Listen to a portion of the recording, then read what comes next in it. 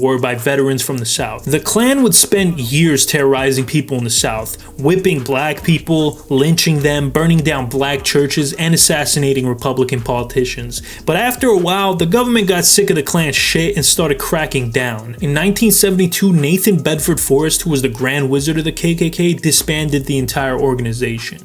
But unfortunately, this was not the end. There's also a sequel. In 1915, the film Birth of a Nation premiered, which glorified the original Klan. This inspired a dude named William Joseph Simmons to create Ku Klux Klan 2 with the racism expansion pack. You see, the original KKK was mainly just targeting African Americans, while the new one was also based on anti-Catholic, anti-Semitic, and anti-immigrant sentiments. This appealed to many lower-class white people who felt that they were being pushed aside by the incoming Irish, Italian, and Jewish immigrants. So the Klan began to grow rapidly. They also heavily lobbied for prohibition, which would ironically make those Italian immigrants they hated so much incredibly powerful. The new Klan began to decline starting in 1925 after their leader, D.C. Stevenson, was imprisoned for murdering a white woman and having his way with her. Now the Klan is obviously still around, but to a lesser capacity, although there was an uptick in membership in 2015. I wonder why. Sumiyoshi Kai is the second largest Yakuza syndicate. They operate out of Tokyo. I don't have much to say about them that I didn't already cover in the Yakuza section. The 5 Points Gang. 5 Points was a neighborhood in Manhattan known for being dangerous and crime-ridden. It was here that the 5 Points Gang was started by Paul Kelly and John Torrio, who would go on to found the Chicago Mob. The gang was mostly comprised of Italians, but it also had a lot of Jewish, Eastern European, and Irish people as well. Prominent gangsters like Lucky Luciano, Meyer Lansky, and Al Capone were also part of this gang. The 5 Points Gang was known for supporting corrupt politicians in their election bids. You can kind of see this a little bit in the movie Gangs of New York. By threatening voters, falsifying voter lists, and stuffing ballot boxes, the gang aided city officials in retaining power, and eventually the mafia would step in and replace them. The Sinaloa Cartel. The Sinaloa Drug Cartel of Mexico is the most powerful crime syndicate in the West.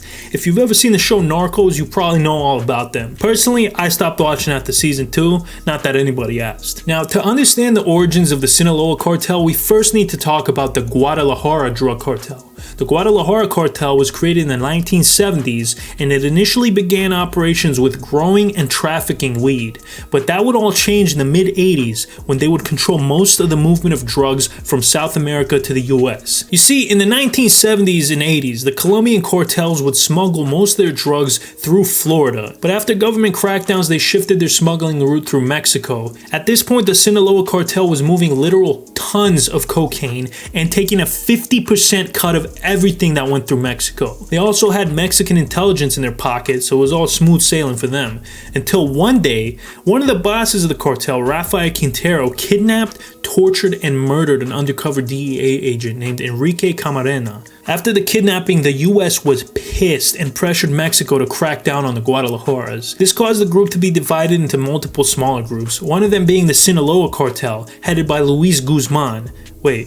No, that's not right. Joaquin Guzman, aka El Chapo. Today, the Sinaloa Cartel is the largest drug cartel, not just in Mexico, but in the entire world. Their biggest competitor and rival right now is the Jalisco New Generation Cartel, which is actually the next entry on this iceberg. The Jalisco New Generation Cartel, or the JNGC, is a relatively new drug cartel. It's not clear when they were founded, but the first appearance they made was in 2009 when 3 bodies of local gang members were discovered with a note that said, "We are the new group, Zeta Killers." The fuck, why did I just do that accent? Anyways, it went on to say, "We are against kidnapping and extortion, and we will fight them in all states for a cleaner Mexico." The 3 bodies belonged to Los Zetas gang members. Los Zetas was another powerful cartel who were rivals to the Jalisco. A couple years later, in the city of Boca del Rio, over 100 bodies of alleged Los Zetas members were found all over the city, along with 5 journalists. The Jaliscos were known to be one of the most violent and ruthless gangs in all of Mexico, while at the same time having this like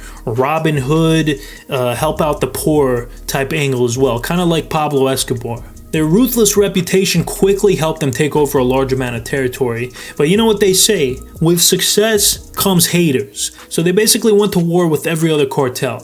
Now, initially they were allied with the Sinaloa cartel, but these days the 2 cartels are arch rivals. And despite the Jalisco cartel being relatively new, they're currently one of the biggest criminal organizations in Mexico and the most violent. Triads. Triads is actually a blanket term for a long list of criminal organizations